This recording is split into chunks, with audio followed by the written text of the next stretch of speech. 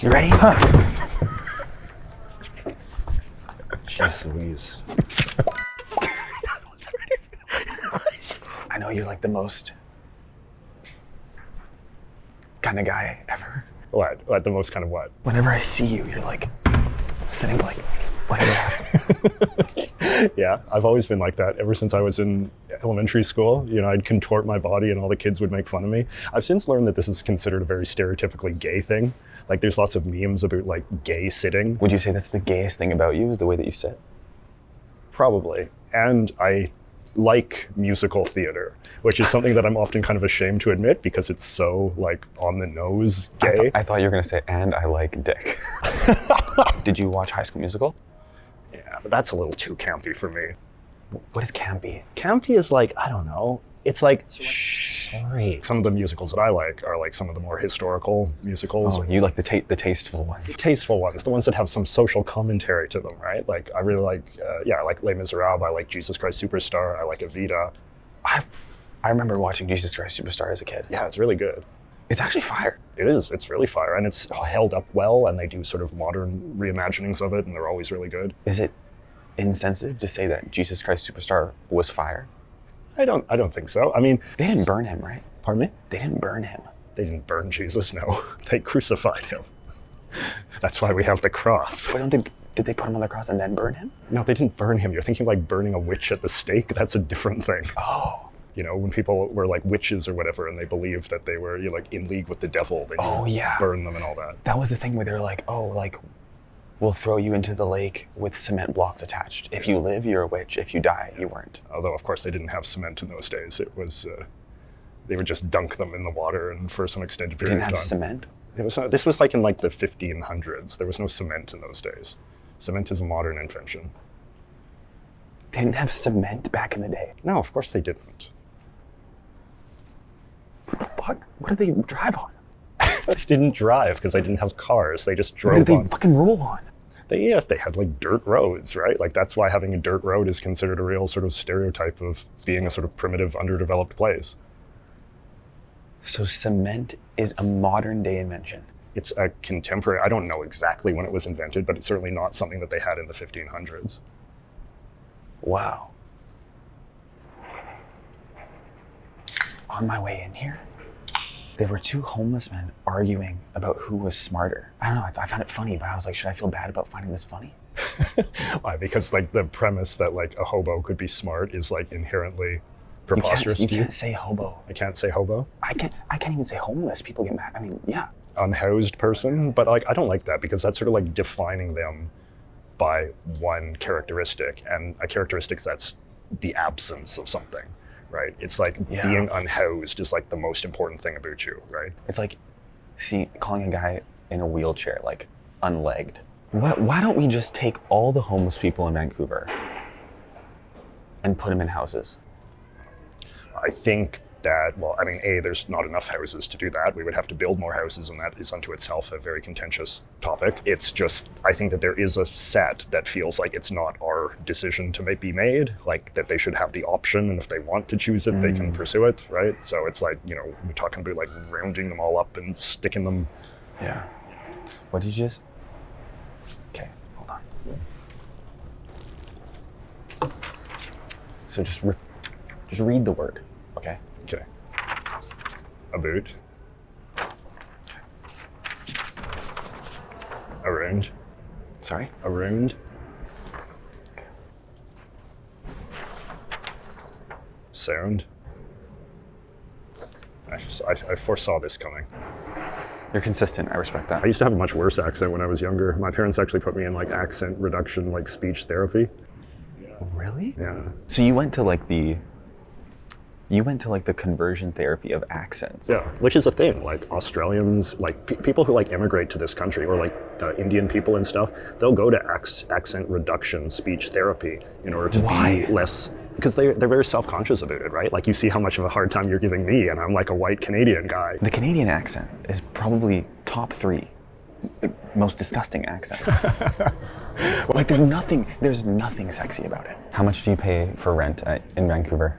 Like 27. Who's to say we don't just all get together and say, let's just decrease the rent by $1,000 from all the properties? Why can't we do that? What? I don't understand. Like, rent is so high in Vancouver. Yeah. Why don't we just fucking lower it? Well, it's not how that decision is made. Like, it's not our decision to make as renters. It's literally everyone complains that it's so high, so why don't we just lower it? Can that not be done? Well, I guess you could impose rent control, like the government could impose a rent control, but that's sort of widely seen as not a good solution to the problem. I mean, this is driven by market forces, fundamentally. It's an issue of supply and demand. I don't walk around Vancouver and think that the city is overpopulated, so I'm like, why the fuck is rent so high? Yeah. I wonder that a lot as well. Like, it doesn't feel like this is like, it's not like we're living like, Tokyo or something. I know. So let's just lower it. First thing we're gonna do is I have a bunch of characters. Okay. And we're gonna put up 2 different characters against each other, and you're gonna say who is more evil. Okay. So pick. All right, 2 characters. So pick one. This is Prime Minister Trudeau. Pick another one. And is this Ted Bundy? That's Jeffrey Dahmer. Jeffrey Dahmer, okay. So Justin Trudeau versus Jeffrey Dahmer. Who is more evil? Jeffrey Dahmer is more evil. Prime Minister Trudeau is maybe not my favorite politician, but he's not like a mass murderer. But some people would probably disagree with you. I suppose Justin Trudeau is still at large, whereas Jeffrey Dahmer has been sort of apprehended, so maybe some people might make that argument. Okay, I got one. Okay, so first we have Jafar from Aladdin. Okay.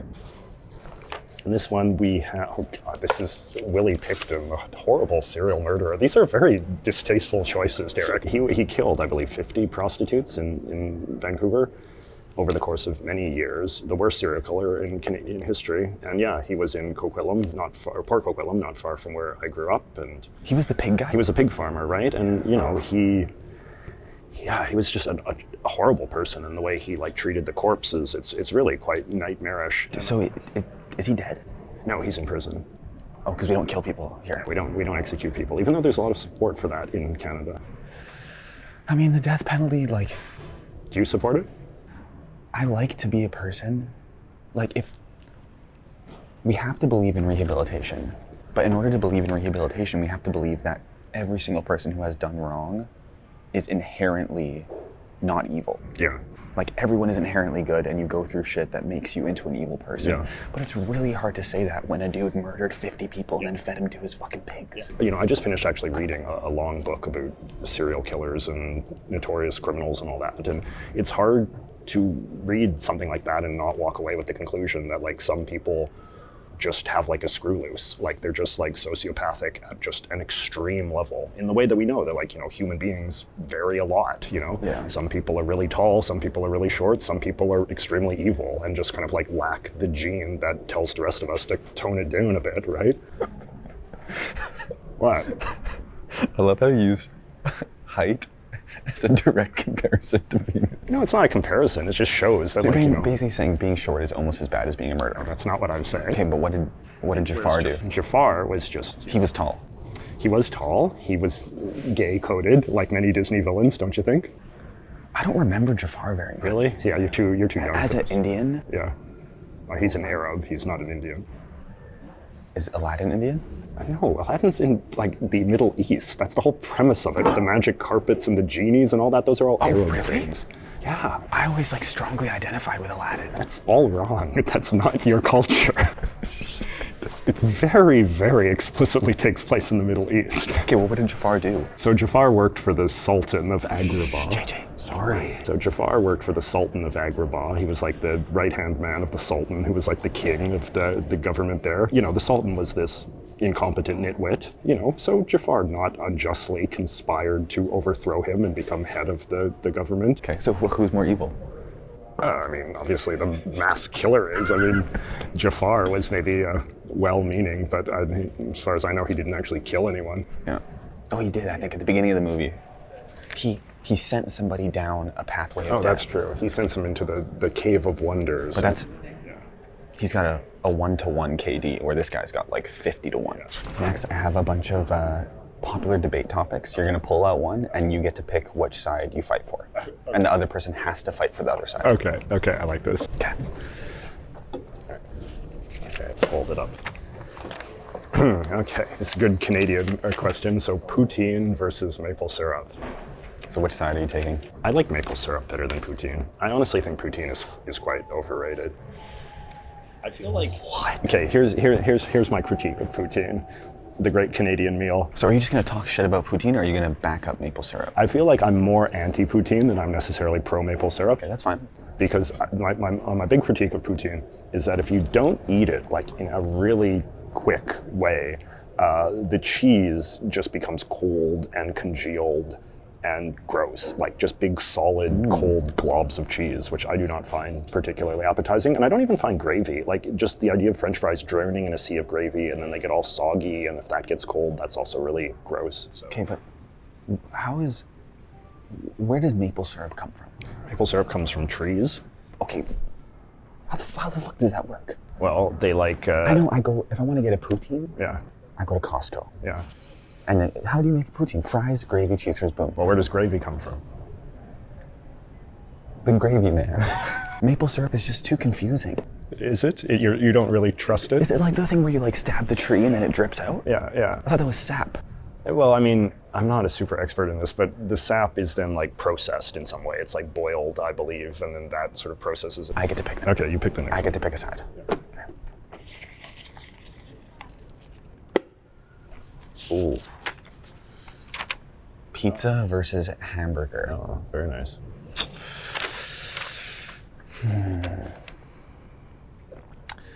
I'm gonna pick pizza. Pizza. I think pizza is better than hamburgers, specifically or cheeseburgers, whichever one you want to identify as. Pizza is better because getting a pizza, what do you associate pizza with? Pizza party. Getting a pizza is like a bonding experience. You know what I mean?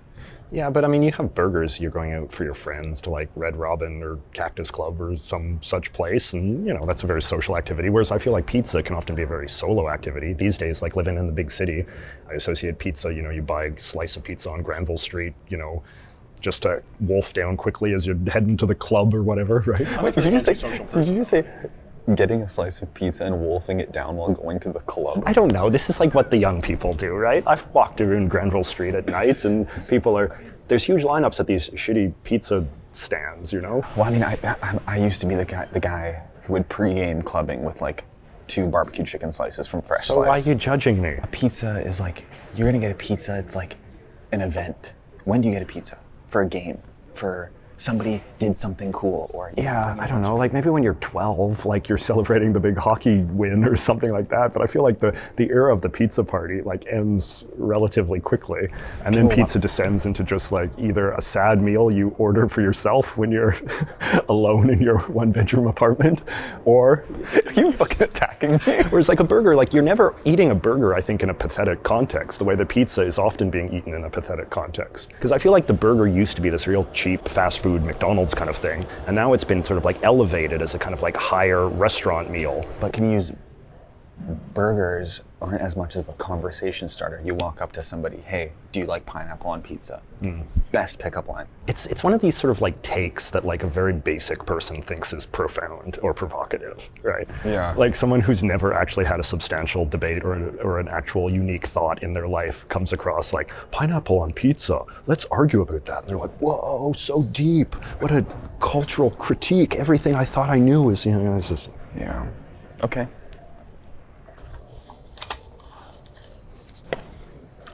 Oh, this is a fun one. So, cake versus ice cream. I would have to go for ice cream. I feel like ice cream has really become a much bigger part of my life in recent years. I love a good ice cream place with like way too many flavors. Yeah, because it's like, that is, I think, the advantage of ice cream, unlike almost any other food, is that it comes in so many flavors and you're often rewarded for experimenting. Every single ice cream is going to be like, yeah, it's ice cream, it's good. Yeah. But like cake, you can have some cakes that really suck, but when you get a cake that is just like next level amazing, yeah, I don't think there's a lot of things that top that. I think I would take the best piece of cake over the best ice cream any day. I mean... Also, Happy birthday to you. Come on. Do you like that really kind of like cheap, crappy Costco cake? Dude, I love like a $10 cake from Safeway. It's just the sugar delivery system, right? But I think that shows that cake is kind of in some ways a less sophisticated food, right? Because if the cake that you enjoy the most is just the one that can deliver the most sugar to you in the most efficient way, well, I mean, like there's no shortage of foods that can do that. Whereas ice cream, I do think provides a sort of unique sensory experience. You know, you have the cone, you lick it, it's cold, it's kind of fun and refreshing, and it's a weird way to like eat a food. There's no food in the world that you eat like you eat ice cream. Whereas there's lots of food that you just shovel into your mouth with a fork, right? There's no way I beat you in this. Also, it's like, there's literally a cake built after ice cream. Yeah. Like, cake is not winning this. Oh. HJ versus BJ. Oh God. You know what I'm gonna do? I'm gonna do the hot take, and I'm gonna take the HJ side. The HJ side. Well, is the BJ the giving or receiving? Because I have different opinions on that. Oh yeah, true. Yeah. I suppose the HJ side also demands. Here's why the HJ is better, in my opinion. For the giver or the receiver. Both. Does anybody actually really get off on giving HJs? Like, is that the thing that anybody's like, oh boy? I mean, yeah, maybe. I feel like the HJ is so much more of a. I feel like the HJ is so much more of a connected act. Yeah. Because like, HJ is giver or receiver, you still have like a face-to-face connection.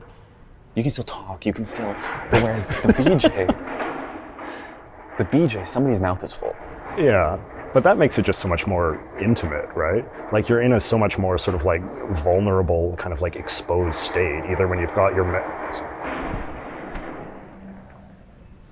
like either if your mouth is on somebody's business or if your business is being, you know, mouthed by someone else, right? Like that is, I think, the essence of sex, is that when you're deeply integrated in this very vulnerable, interconnected state. Whereas like with the HJ, you're saying you can be like wanking away and having a nice little chat about the weather or whatever. It just doesn't feel intimate or...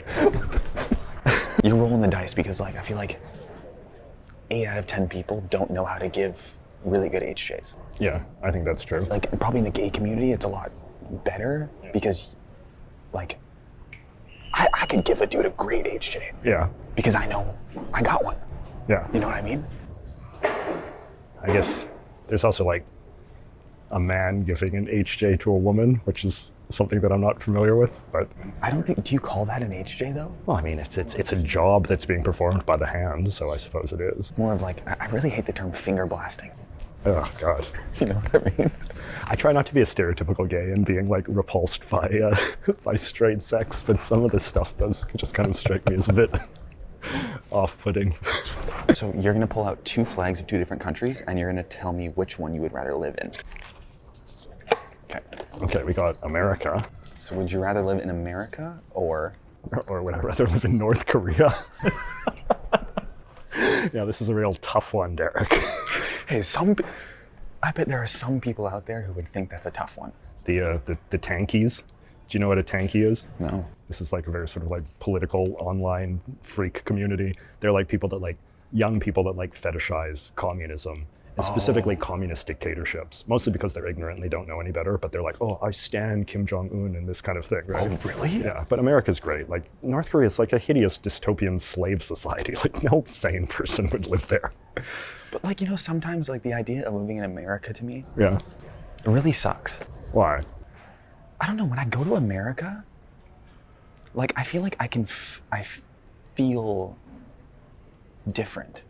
That's just because you've been brainwashed with all this Canadian propaganda to like have a heightened sense of awareness when you're in America, because a Canadian is told that we're so different from the Americans, even though obviously we're not. So then when you go to America, you're like, my antenna's up. What's different here? How can I be, you know, bothered or made uncomfortable? And how can I find things to judge and things to feel superior to? And like Canadians, like when they're in America, they're in this kind of like heightened state of anxiety and sensitivity and national insecurity. Yeah, that's true. I mean, I never thought of it that way. Is there Chick-fil-A in North Korea?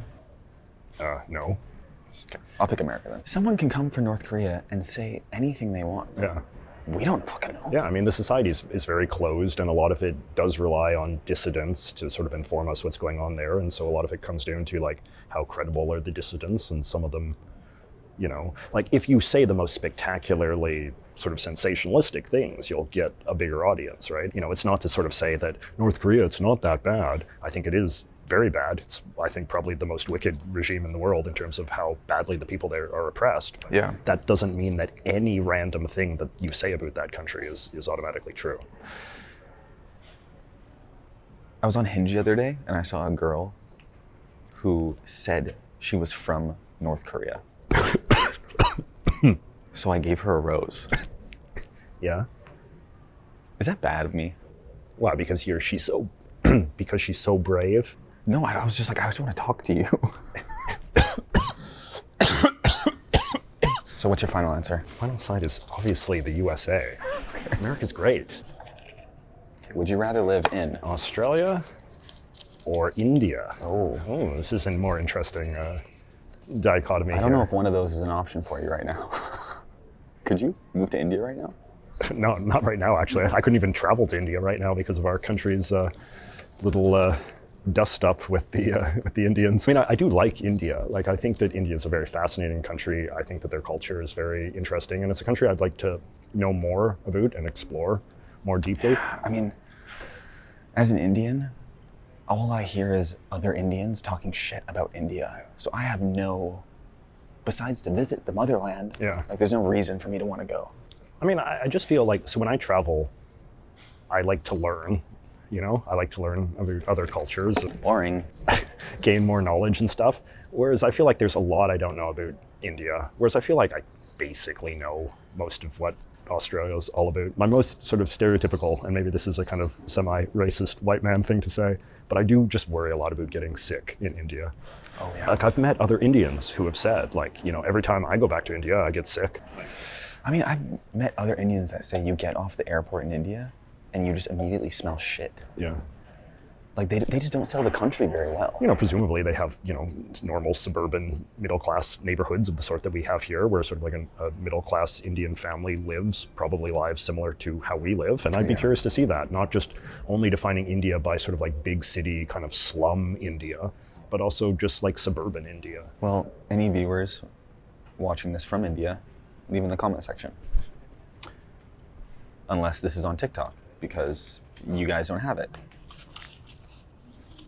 Got to. Okay. So would I rather live in Japan or Canada? Oh. Now, this is a very easy question for me to answer because these are two countries I have in fact lived in. I was pretty miserable in Japan, and I fucking hate JJ's take on Japan. why do you hate what is my take on Japan? You tell it back to me. You don't like all the rules.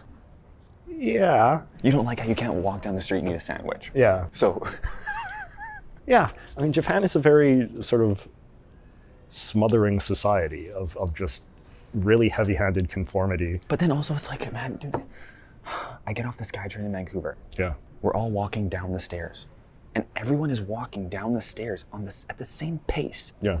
When you go to somewhere like Japan, where the rules are more instated, people know walk down the right side, and if you're in a rush, you're on the left side. Well, this is the price you pay for freedom, Derek. You have slightly, perhaps more disorganized train stations, but there's a lot of virtue to be had as well, you know, being able to chart your own course in life. When I was in Japan, I was like, oh, there's not a lot of homeless people here. But then I realized that people would rather just unalive themselves than be homeless. Yeah, I mean, and it's just kind of across the board, right? So it's like, for example, like from a... See, if we were in Japan, you couldn't talk like that. Yeah. But they would also not confront me in Japan because they're so non-confrontational. I would just be like... You'd just be hated by everybody. Do the colors of this, are they significant, or is it just They do. like... They mean different things. I can't tell you off the top of my head what they mean, but they were picked to represent... It's just like, it's very generic things. It's like hope and life and freedom and that kind of thing.